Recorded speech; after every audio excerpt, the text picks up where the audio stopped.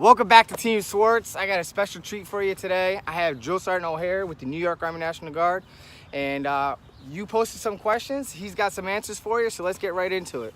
One of my followers asked me, "Can a drill sergeant be in the in the National Guard?" Yes, absolutely. Every state is different, but most states have drill sergeant slots. I went to drill sergeant school in Fort Jackson, South Carolina for 67 days as a member of the Army National Guard. We went through the active duty drill sergeant school. However, at the end of that training, I went back to my state, whereas the active duty drill sergeants went for their 2 or 3 year tour at a basic training installation. I went back and began serving as a Army National Guard drill sergeant for the RSP. So for those of you who don't know what the RSP is the Recruit Sustainment Program, which makes sure to ensure that our warriors that are about to go to basic training are administratively, mentally, and physically ready for what basic combat training is about to bring. So the next question that a follower asked is there anything that a private can do to put them on the drill sergeant's good side? It's not so much as trying to get on the drill sergeant's good side as staying out or staying off of the drill sergeant's bad side. The best thing you can do is don't let the drill sergeants know your name. Don't do anything, especially those first few weeks when everything is so incredibly hectic. Don't do anything that is going to put you on the radar of any of the drill sergeants, whatever, because all the drill sergeants talk to each other and they know right from the get-go who's jacked up and who might be a good soldier. All right, but if they don't know your name, it's not going to be so hard for you. they're not going to hone in on you and make you do extra work and make you push and make an example out of you right from the start. Right. So if you're going to get on their radar, make sure that it's for a good reason, like high PT, physical training. Cool. Next question: what's it like being a drill sergeant, and why did you become a drill sergeant? I did it because I went to basic training. I'm going to date myself about 15 or so years ago, 14, 15 years ago, and I was always in awe of my drill sergeants. I completely respected the heck out of them. They were experts. They were tactically and technically proficient. They were experts in pretty much every field, and I always told myself I wanted to be one of them. It's more than just wearing a hat and the little pumpkin badge down here. It's more than just that. It's the ability to train troops, have them look at you and say, I want to be like that individual. I want to be like that NCO one day. Drill sergeants, for the most part, love their job, but it's a lot of hours. But it is incredibly rewarding. All right, so you're going to be sleep deprived at certain points, based on if you're working in a basic training installation and like that. But it's definitely incredibly rewarding, especially when you see your soldiers graduate, walk across the parade field as a fully qualified soldier in the United States Army. You might think they hate you, but they really don't. Like he just said, they want you to be successful. It's incredibly rewarding to them because they're transitioning you from a civilian into a soldier, and it takes a lot of work, and they got one of the most stressful positions within the Army. So they're shaping you for combat and to serve our great nation. Here's a fun one for you, Joey. Can a private ever borrow your campaign hat or your drill sergeant hat for selfies? You're gonna start ever touch it? You're gonna make me laugh. So that's probably one of my biggest things. Is I get incredibly paranoid when I'm walking in close proximity to a group of privates or private, whatever it might be, that one of them is gonna touch my hat. I get incredibly, I stress about that. I'm not gonna lie. Don't touch the drill sergeant's hat. Don't even freaking joke about it. Don't even come close to it. And if you do, even if it's accidentally, even if you touch it, you'll have hell to pay. You're gonna be dropping for the next week or two, because that's just we work very hard for this, and we work very hard for the ability to train those that might disrespect the hat, and we're not gonna stand for that. We're not gonna put up for that. So if you even come close to it, if you're a private, just get away. Just run the other freaking direction. So what if someone else also asks, what if a drill sergeant asks you to grab the hat? Don't take the bait. Don't take it. They're testing Don't do you. it. They're Don't testing do it. you. I just say, with all due respect, drill sergeant, I don't think that would be appropriate. That's the best answer I can give you. Remember that. Write that down. It's kind of a catch-22 because maybe they say the drill sergeant's going to tell you, hey, why aren't you following my direct order? Go ahead and push for it. But you'd much rather drop for not following a simple direct order like that as opposed to touching drill sergeant's hat. Yeah, it's kind of like a way for them to mess with you. Mm-hmm. Absolutely. How does not moving in formation have anything to do with combat? It's a good question. And that kind of brings to the larger issue that everything you do, when you go to basic training, a lot of things are not going to make sense to privates. Why am I doing this? Why can't I move in formation? Why do I have to put my water bottle on the same row as every other soldier? That's so pointless. Who cares? But the thing is, the reality is that everything that we do in basic training, everything that we teach you is for a reason. Everything is intentional. Everything serves a purpose. All right? So as far as not, something like not moving in formation, it all comes down to discipline. All right? If you can't have the discipline here to not move in formation, then how can I trust you when the enemy's firing shots over my head and bullets flying all around? How can I trust you to be able to not move and not give away my position in a combat zone? I'm not going to be able to. So we want to instill that discipline right from day one. That if we tell you you're in a military formation, you're not going to freaking move no matter what. Yeah. Training in the summer. How do privates survive training in the hot weather? Because some of them are pretty concerned, especially, those are in the colder climates. How can, like right now in Fort Benning, I think they said it's about 170 degrees. Yeah, summertime in Fort Benning, sometime even in Fort Leonard Wood. It's not the most pleasant place in the world, not gonna lie. However, we have so many safeguards and so many controls, and it doesn't matter where you came from, although you will be climatized. If you came from a colder climate, you're just gonna start getting climatized within a couple days of basic training. All right, that's why you spend your first few days not really doing any physical activity in what's called the reception battalion. The first 5 or 6 days of basic training you'll spend in a reception battalion, you're not doing any physical activity. You're gonna do a 1-mile run, but outside of that, you're not doing any major physical activity. You wanna make sure that you're climatized, especially in the warmer climates. However, there's so many controls that when we go out in training, you're gonna do a 4K, an 8K, and a 12K ruck march in basic training in order to graduate. All right? With a lot of weight on your back, 40, 50 pounds on your back. All right? And when it's summertime, when it's close to 100 degrees, that's gonna take a toll on you. All right? We will take a break every 10, every 15, whatever it takes to ensure that you are properly hydrated. All right? We have different safeguards in place out in the field, everywhere you go. Medics there, that if you are feeling lightheaded, dizzy, whatever it might be, we're gonna make sure that you're taken care of. So you don't have anything to worry about when you go to basic training, even in the summertime. Yep. Some of the control measures they have is they'll have you untuck your boot or unblouse your boots, open up this part right here.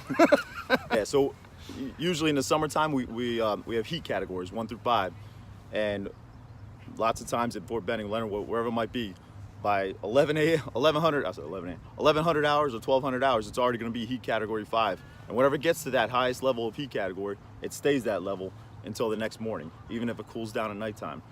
When it gets to that heat category, that's when all these safeguards come into place, where you can unblouse, where you have to take mandatory breaks, mandatory hydration, and the like. Yep, exactly. And the amount of time that we spend in training is going to be decreased because to lower your exposure to outdoors. And when you acclimate, your body does adjust to the temperature. So like he says, it takes about a week or so, give or take, plus or minus 5 days. And believe it or not, this blocking the sun will actually help cool you off a little bit. And having that sweat inside and the air flowing in between will help cool you off. What do you think are some of the toughest things that privates struggle with during basic training? So quite a few. I'll try to hone in on the top ones. Essentially, you're going into a brand new environment. All right. If you've never been yelled at before, it's going to happen day one of basic training. All right. If you've never done PT before, you're going to be in for a rude awakening. And I would say, outside of the actual physical tasks, like, most people that have been in basic training have never handled a rifle before. That's fine. We're going to teach you everything you possibly need to know. I would hope that everybody that goes to basic training has never thrown a live hand grenade before. All right, we're going to teach you how to do that. You don't have to be a baseball player for that. We're not worried about the physical aspects, the actual individual tasks to become a soldier. But what a lot of new soldiers struggle with is one, the fact that mom and dad ain't coming down to save you. All right, they're not going to do your laundry for you. All right, you are absolutely on your own. You're on your own, but you're working with a team. And you're going to have a lot of people yelling at you right from the get-go. And people struggle with that, start rolling their eyes. And when you roll your eyes once, hey, now you're on the drill sergeant's radar. Now you're dropping all the time. And the other part of it is the physical training aspect. start getting into shape now. If you're thinking about joining the military, start getting into shape now. It's not just about passing your height and weight, all right? Anybody can pass height, weight. But do you have what it takes to pass, to go out and run 2 miles at 0,500 3 days a week? Do you have what it takes for that? Start working on that now. Yep. That's the biggest thing you should be working on. I mean, you could definitely work on your push-ups and sit-ups, but running is the toughest part because you don't run that much, like maybe 2-3 times a week. So if you could do that prior to leaving, that would be best, because you can be doing a lot of corrective training in between. So you're gonna definitely improve on the push-ups and sit-ups while you're there. Running, not so much. So definitely work on that before you leave and get a basic level of running fitness. One of my followers asked, why is being high speed viewed as being lame? That's a good question, actually. I wouldn't so much call it being lame as being cocky. All right, don't go to basic training thinking you know everything. Don't go to basic training trying to be in charge, trying to tell everybody what to do. Listen, have the ability to listen to others. We want to be the ones to turn you into a high-speed soldier. All right, we don't want you coming there thinking that you're a high-speed soldier right away. All right, maybe you fired a rifle before and you know a thing or two. That's fine. And you're gonna hear drill sergeants say all the time, hey, thank you, can I be in charge for once? Can I be in charge, private? You're gonna hear that all the time. All right, we wanna be the ones to turn you into a high-speed soldier in the United States Army. That was a good response, I like that. Because I kind of thought about that too, but yeah, it's the cockiness that rubs you the wrong way. So what are some positive things that some privates in basic training can do to impress you? Well, one is which we've already talked about, show up prepared. Show up already having a certain level of physical fitness. We're gonna know right away. The other is like apathy kills. If you show up and you are apathetic and you act like you don't freaking give a damn and you don't want to be there, we're gonna know that right away. So we look for people that are motivated. You're gonna hear all the time, false motivation is better than no motivation at all. All right, is it true? Is it not true? Well, it's up for your own personal drill sergeants to decide. However, we look for those individuals that actually want to be there, want to learn from the drill sergeants, want to learn from their peers, want to make a difference, want to be a fully qualified soldier in the Army. So just show up, prepared, and show up motivated and wanting and with a strong desire to learn. Okay, great. Now let's do the flip side. What are some things that privates can do to really, really get on your bad side, like really bad first impressions? Well, I'll just go ahead and flip that. Is showing up within a mindset, essentially a mindset of apathy, where where the drill sergeant tells you what to do, and you don't do it right away. You don't drop everything that you're going to do and do it right away. You don't sound off with yes, drill sergeant, every single freaking time.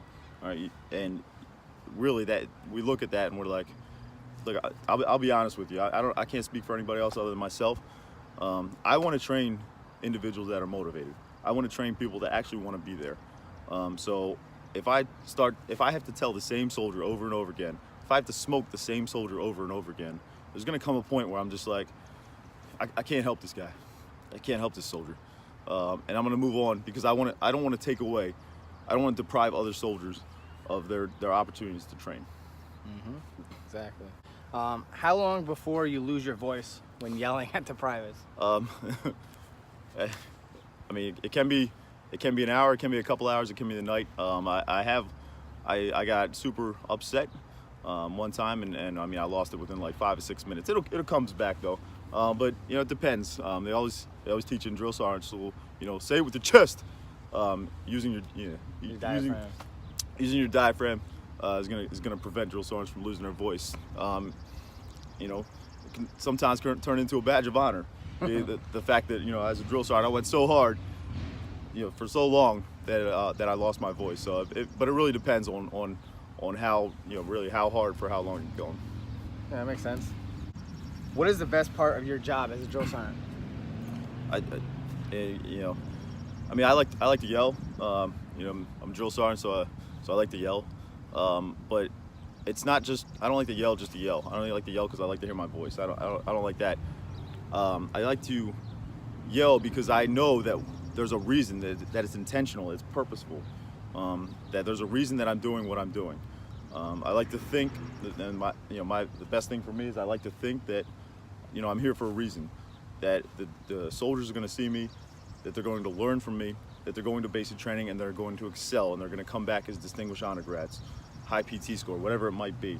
So when I see soldiers come back from, I work for the New York Army National Guard RSP, when I see soldiers come back from basic and AIT and they've gotten awards, they've gotten high PT scores, that for me is the best thing.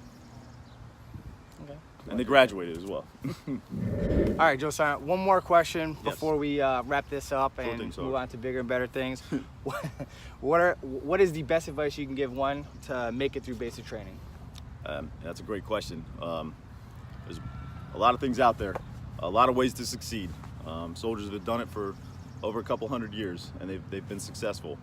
The one thing I would tell any soldier, I probably wouldn't tell them day one of basic training. If I was a drill sergeant, I probably wouldn't tell them. But if I were to give advice to somebody that's going through basic training, is you got to understand there's going to be some bad days. There's going to be a lot of bad days, especially early, especially those first couple weeks. You're going to sit in your bunk at night, lights out at 2100, knowing that you have to wake up at 04:30, and you're going to sit there and you're going to tell yourself, what the hell did I do? Why did I sign that contract? Why did I let my recruiter talk me into this? And my best advice is you got to tell yourself, listen, it's going to get better, all right? And you ask any soldier, wherever they've been, if they've been overseas, if they've been through any training school that's difficult, the beginning always sucks, and the end is always great. And the reward that comes from somebody graduating a certain class, from being promoted to a higher rank, the reward greatly outweighs the tough times that it took to get there. So when you're sitting there and you're all alone, you think you're all alone, and you got nobody, just remember, one, you got all your teammates, you got all your other soldiers in basic training. But two, tell yourself it's going to get better. All right, you're at the beginning, you're at the lowest rung when you're going through basic training. But tell yourself that you're going to graduate. All right, week one is gonna suck.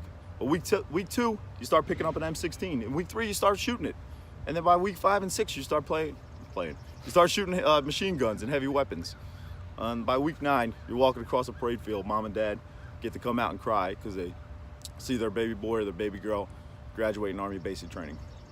So always tell yourself, even when you're the most discouraged, that it's going to get better. Yep. Exactly. All that blood, sweat, and tears is definitely going to be worth it. You have to trust the process. Even though you might not understand it, you might think it's ridiculous, way off in left field or something, but whatever these drill sergeants tell you to do, just do it. Just trust the process and keep driving on. Be resilient. Rely on your battle buddies for support, and just do your best. Have fun. It may suck in the moment, but like he said, on graduation day, it's going to be the greatest feeling you're going to have when you walk across that stage receiving your certificate of completion of training. Yes. Listen to your drill sergeants. They're going to tell you some crazy stuff, but I guarantee you everything is going to be for a reason.